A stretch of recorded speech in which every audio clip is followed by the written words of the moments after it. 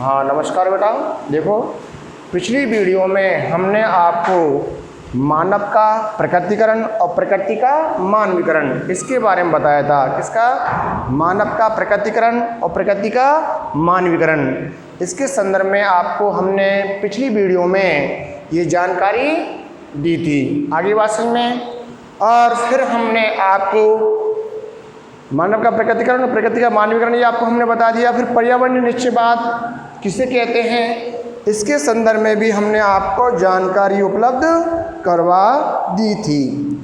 अब आपको पता है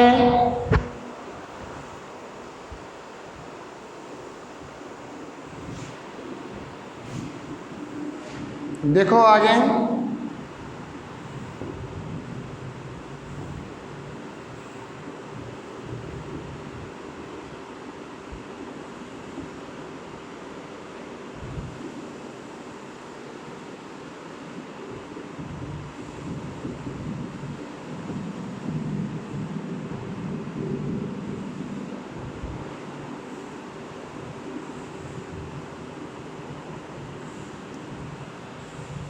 हाँ, अब इसमें जो टॉपिक चलेगा अगला एक कहानी के रूप में है मेरे बेटाओ। और वो कहानी के रूप में कैसे है देखो, इसमें इसी बेस पर आधारित एक टॉपिक है आपका मानव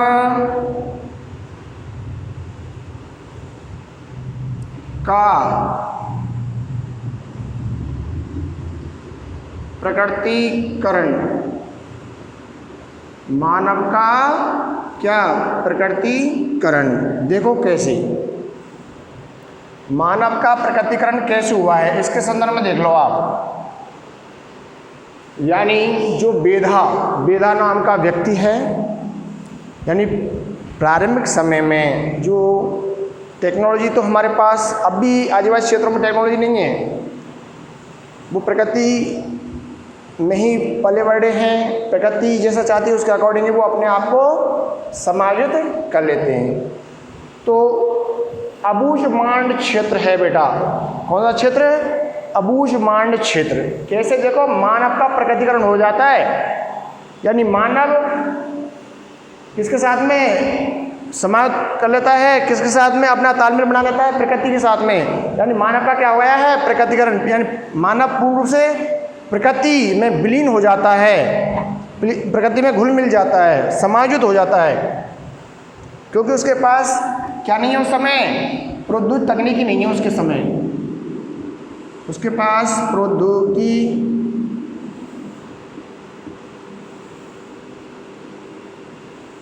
तकनीकी नगण्य है साहब। उसके पास क्या नगण्य है? प्रौद्योगिकी तकनीकी नगण्य है। इसके पास आदि मानव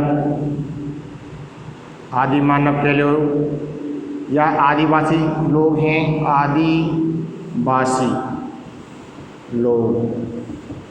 अब इन आदिवासी लोगों के पास क्या नहीं है? आदिवासी लोगों के पास प्रौद्योगिकी तकनीकी ज्ञान नहीं है। अब देखो अबूझमांड का अस्तित्व क्या है? यानी अबूझमांड जो क्षेत्र है वो मध्य प्रदेश, एमपी और छत्तीसगढ़ की सीमा के अंदर आता है। यानी अबूझमांड क्षेत्र मध्य प्रदेश और छत्तीसगढ़ की सीमा के अंतर्गत आता है। आगे बात समझ में। आगे देखो यहाँ पर आदिवासी इलाका है, यह आदिवासी क्षेत्र है। अबूझमांड क्षेत्र कैसा है? आदिवासी, यानी आदिवासी जनजाति निवास करती है। आदिवासी का तात्पर्य है जो आधुनिक सभ्यता से परे है और जो लोग जंगलों में रह कर के ही जड़ी बूटियाँ, कंदमूल आदि का उपयोग करके अपना जीवन यापन करते हैं। वस्तु विनिमय का कार्य जो वनस्पति से ही करते हैं और वो आधुनिक जो रहन सहन है उससे दूर हैं। तो आदिवासी क्षेत्र है ये अबूझमांड क्षेत्र। अबूझमांड क्षेत्र कैसा है? आदिवासी क्षेत्र है। और ये कहाँ का है? मध्य प्रदेश और छत्तीसगढ़ के मध्य की जो सीमा के अंदर आता है और यहाँ बेदा, एक बेदा एक व्यक्ति है। बेदा क्या है? व्यक्ति, जो आदिवासी व्यक्ति है। यहाँ बेदा और उसके परिवार के लोग रहते हैं। यहाँ पर कौन रहते हैं? बेदा और उसके परिवार के लोग रहते हैं। कौन रहते हैं बेटा? बेदा और उसके परिवार के लोग रहते हैं। और उसके गांव में 3 झोपड़ियाँ हैं जो जंगल के बीच में हैं। उसके गांव में कितनी झोपड़ियाँ हैं? 3 झोपड़ियाँ हैं। उसके गांव में मेरे बेटा 3 झोपड़ियाँ हैं। कितनी झोपड़ियाँ हैं? 3 झोपड़ियाँ, जो जंगल के बीचों बीच हैं। जंगल के बीचों बीच हैं। और वहाँ पर आवारा कुत्ते हैं। उसके बाद में जो पक्षी गाँवों में दिखाई देते हैं, ये भी वहाँ पर प्रतीत नहीं दिखाई देते हैं, प्रतीत नहीं होते हैं। आगे बात समझ में। और आवारा जो कुत्तों की जो जिनकी भीड़ प्राय गाँवों में दिखाई देती है, वो भी दिखाई नहीं देती है। छोटी लंगूटी पहने और हाथ में कुल्हाड़ी लिए हुए वह किसका? वन का सर्वेक्षण करता है। जहाँ उसका कबीला कृषि का आदिम रूप स्तन कृषि करता है। जहाँ उसका जो कबीला है, कबीला समुदाय के लोग हैं, वो स्तन कृषि करते हैं। कौन सी कृषि करते हैं? स्तन कृषि करते हैं। कहने का मतलब है कि जो बेदा जिस क्षेत्र में रहता है, बेदा जिस क्षेत्र में रहता है, वहाँ सिर्फ 3 झोपड़ियाँ हैं। कितनी झोपड़ियाँ हैं? 3 झोपड़ियाँ। और उन 3 झोपड़ियों के आसपास आवारा जो कुत्ते गाँवों में दिखाई देते हैं, वो भी दिखाई नहीं देते हैं, है ना। और जो बेदा है, छोटी सी लंगोटी पहने, हाथ में कुल्हाड़ी लिए हुए, छोटी सी लंगोटी पहन करके, ऊपर कपड़े नहीं है, सिर्फ लंगोट लगा रखा है और हाथ में कुल्हाड़ी लिए हुए, किसका? वन का सर्वेक्षण करता है, वन की देखभाल करता है, वन की निगरानी करता है कि कोई बाहरी लोग नहीं आ जाएं जंगल को साफ करने के लिए, है ना। तो और उसके उपरांत उसके जो कबीले के लोग हैं, उसके जो समुदाय के लोग हैं, वो उनके माता पिता और उनके अन्य जो लोग हैं, वो आदिम स्थायी कृषि कार्य करते हैं। आदिम स्थायी कृषि कार्य जानते हो? जिसको अपन उत्तर पूर्वी वाले भागों में झूमिंग कृषि के नाम से जाना जाता है। इसके नाम से झूमिंग कृषि, या अपन उसको मध्य प्रदेश छत्तीसगढ़ साइड में दिप्पा, पेंडा आदि के नाम से जाना जाता है। इसके नाम से दिप्पा या पेंडा, दिप्पा या पेंडा कृषि के नाम से जाना जाता है। किसको? स्थानांतरित कृषि को, स्थानांतरित कृषि को, जिसको अपन उत्तर पूर्वी वाले भागों में, कौन से वाले भागों में? उत्तर पूर्वी जो वाले भाग हैं, भारत के उत्तर पूर्वी वाले भाग, कौन से भाग बहन भैया? भारत के उत्तर पूर्वी भारत, उत्तर पूर्वी भारत में इसको क्या कहते हैं? झूमिंग कृषि कहते हैं। क्या कहते हैं? झूमिंग कृषि। इसको झूमिंग कृषि के नाम से जाना जाता है। किसके नाम जाना जाता है? झूमिंग कृषि। राजस्थान में इसको बालरा, राजस्थान के उदयपुर क्षेत्रों में इसको क्या कहते हैं? बालरा, बालरा के नाम से भी इसको जाना जाता है। तो झूमिंग कृषि किसे कहते हैं? ये आप पहले जो कक्षाएं हैं, पिछली जो कक्षाएं हैं, यानी 8वीं 9वीं 10वीं, इनमें आपने पढ़ लिया होगा ऐसे किसे कहते हैं। यानी जो लोग वन हैं, वनों को जला करके जो राख है उसको खेत में बिखेर दिया जाता है। हल या फावड़े की सहायता से फिर खेत की खुदाई कार्य किया जाता है। फिर उसमें वर्षा ऋतु में बीज को छटक दिया जाता है। तो इस प्रकार की जो कृषि है उसको स्थानांतरित कृषि के नाम से जाना जाता है। स्थानांतरण इसलिए कहा जाता है कि इस प्रकार की जो कृषि है 1-2 वर्षों के लिए करते हैं वो लोग उस इलाके में, उस क्षेत्र में। उसके बाद में फिर दूसरे क्षेत्रों में जा कर के उसी प्रकार की प्रणाली को अपनाया जाता है। एक जगह 2 या 3 वर्षों के लिए ही ये कृषि कार्य की जाती है। तो स्थान बदल करके जो की जाने वाली जो कृषि है उसको स्थान कृषि के नाम से जाना जाता है। क्योंकि भूमि उर्वरता क्षमता 1-2 वर्ष में ही खत्म हो जाती है। रासायनिक खाद बीजों का उपयोग होता नहीं है, जैविक खाद का वो उपयोग इतना करते नहीं है। इस कारण से भूमि का उपजाऊपन 1-2 वर्ष में ही नष्ट हो जाता है। इसी वजह से वो विभिन्न क्षेत्रों में जाकर के इस प्रकार की प्रणाली को अपनाते हैं। तो बदल बदल करके की जाने वाली कृषि को क्या कहते हैं? स्थायी कृषि कहते हैं। ठीक है ना। आगे देखो बेटा, तो उसके जो बुजुर्ग, उसके जो यानी कबीले के जो लोग हैं, यानी वनों की जो पत्तियां हैं जो गिर जाती हैं उनको जला करके उसकी राख को बिखेर देते हैं, फिर उस पर क्या करते हैं? कृषि कार्य करते हैं। क्या करते हैं? कृषि कार्य करते हैं। उसके बाद में आपको बता दूं मैं कि वह वेदा और उसके जो मित्र हैं वो छोटे टुकड़ों की जुताईकारी करते हैं जलाकर, और राख का उर्वरता के रूप में काम करते हैं। और अपने चारों ओर खिले हुए महुआ वृक्षों को देखकर भी वेदा क्या है? प्रसन्न है। अपने चारों ओर खिले हुए जो महुआ के वृक्ष हैं उनको देख करके वेदा क्या है? बहुत ही प्रसन्न होता है। क्या होता है भैया? बहुत ही प्रसन्न होता है।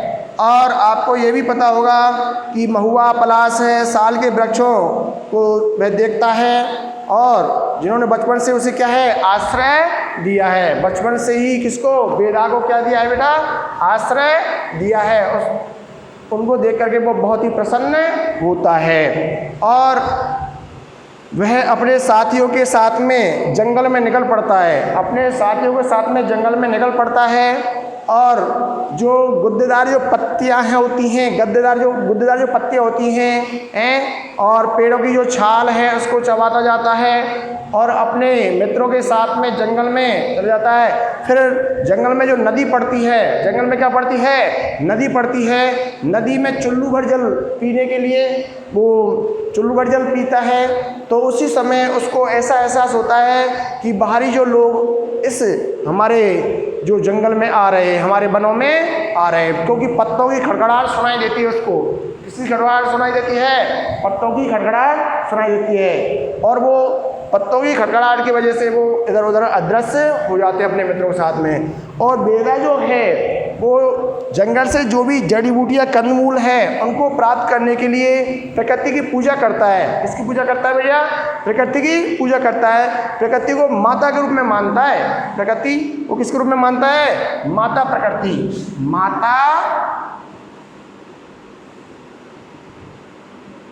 प्रकृति, यानी जो वेदा है वो प्रकृति को किसके रूप में? एक माँ के रूप में मानता है। जैसा प्रकृति चाहती है उसी के अकॉर्डिंग अपने आप को ढाल लेता है। जैसा प्रकृति चाहती है उसके अकॉर्डिंग ही वेदा अपने आप को क्या कर लेता है भैया? ढाल लेता है। क्या कर लेता है बेटा? अपने आप को ढाल लेता है। कौन ढाल लेता है? वेदा ढाल लेता है। कौन ढाल लेता है? वेदा ढाल लेता है। ठीक है।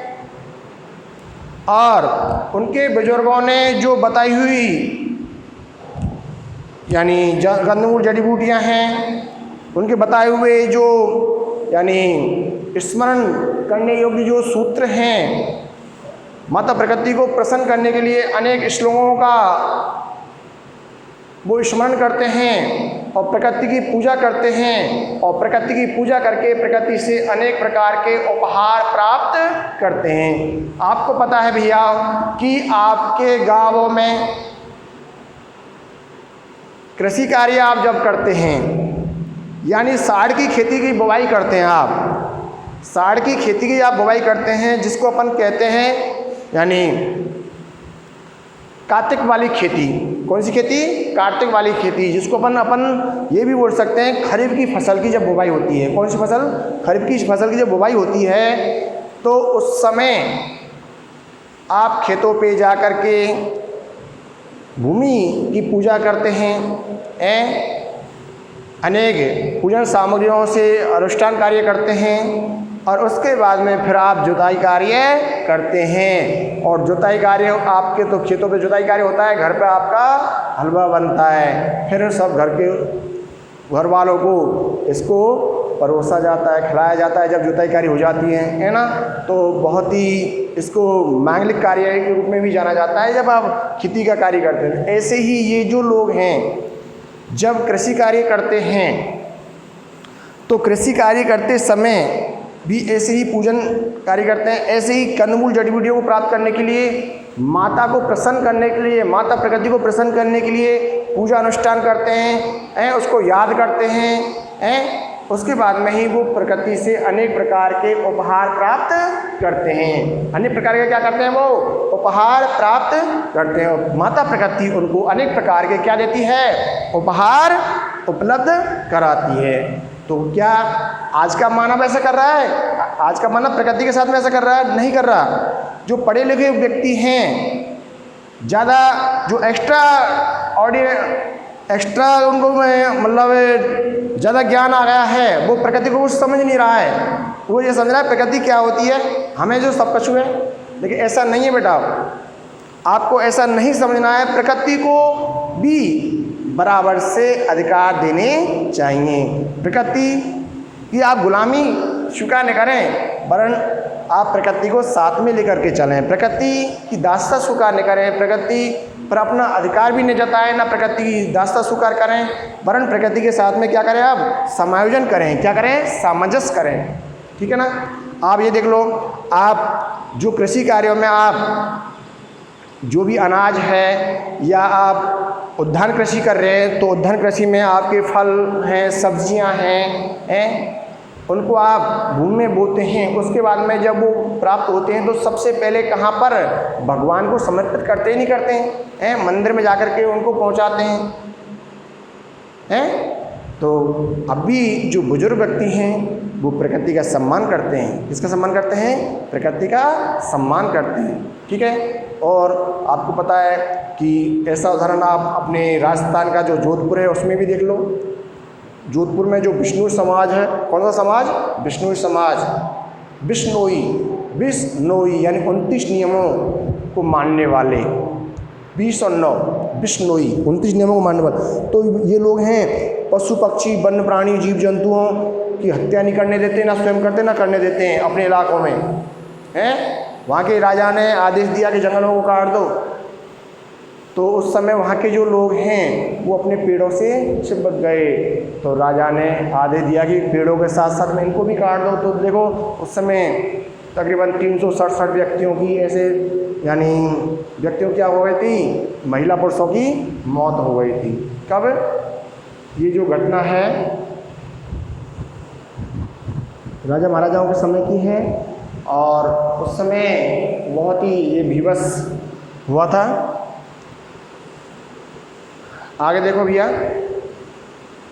तो प्रकृति से अब भी अनेक समाज के जो लोग हैं, अनेक धर्म के जो लोग हैं, अनेक जाति के जो लोग हैं, वो लगाव रखते हैं। और जर्मनी में तो मैंने आपको पहले बताया कि वहाँ तो प्रकृति से इतना लगाव रखते हैं कि प्रकृति सब कुछ है उनके लिए। कहाँ पर? जर्मनी देश में। कौन से देश में? जर्मनी देश में। जर्मनी देश में तो क्या है कि जगह तो प्रकृति के साथ में समायोजित, सोने से पहले ही प्रकृति के साथ समायोजित। तो प्रकृति से वहाँ के जो लोग हैं बहुत ही लगाव रखते हैं। ऐसे जापान के लोग हैं जो प्राकृतिक जो वनस्पति हैं उनसे विशेष लगाव रखते हैं। जो यानी जंगलों से प्राप्त जो अनेक प्रकार की फल सब्जियां हैं उनका इस्तेमाल ज़्यादा से ज़्यादा करते हैं। इस कारण से जापानी जो लोग हैं ज़्यादा जीते हैं।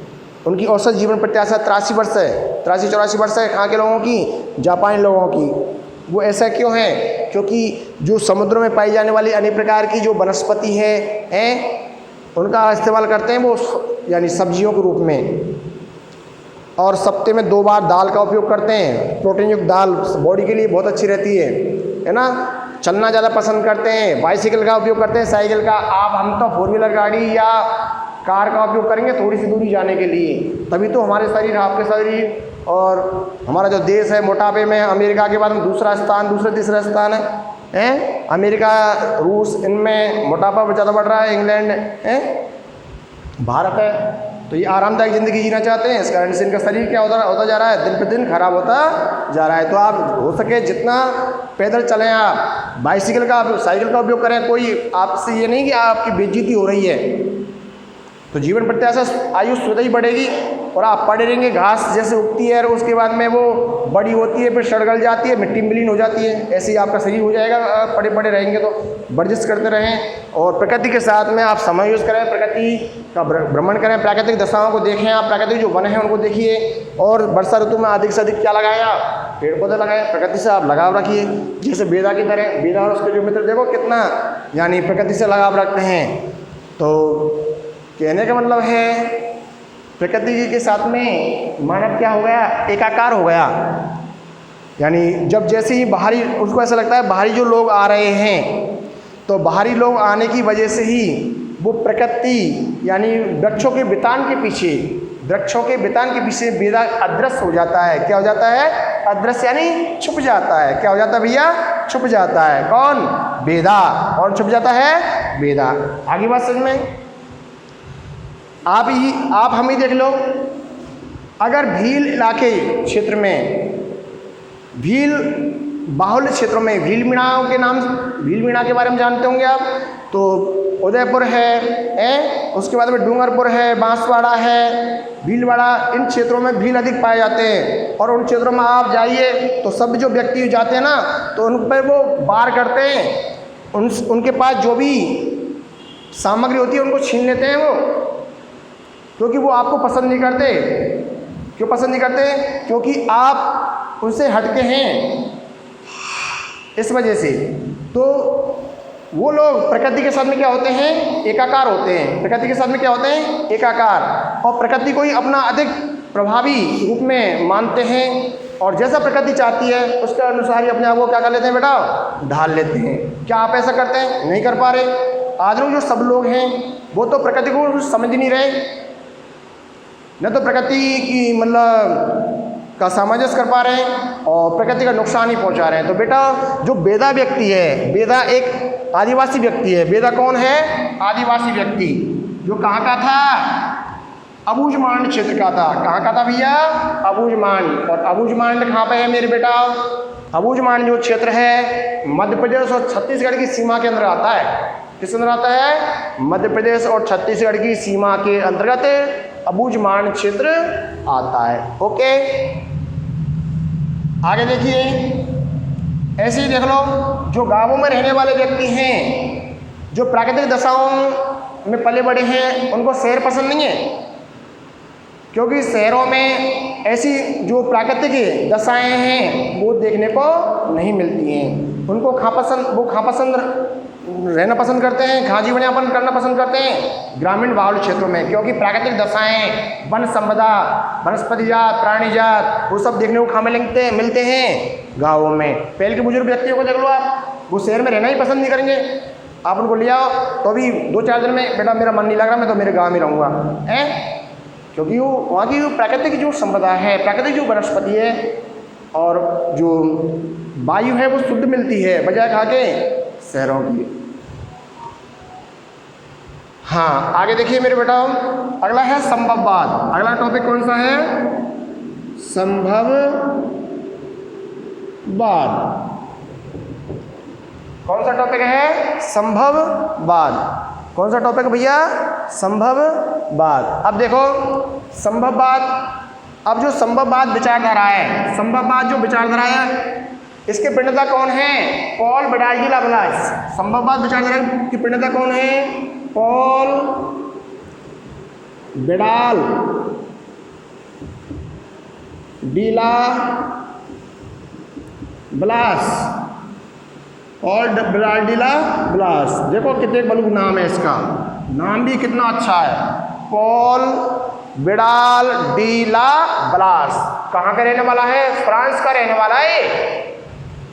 यह है भूगोल विद्वान, कहाँ का रहने वाला है, भूगोल विशेषज्ञ, फ्रांस का रहने वाला है भैया। कहाँ का रहने वाला है ये, फ्रांस का रहने वाला है, पॉल विडाल डी लाप्लास। इसको संभववाद जो विचारधारा है इसके प्रणेता के रूप में जाना जाता है। किस व्यक्ति को, पॉल विडाल डी लाप्लास।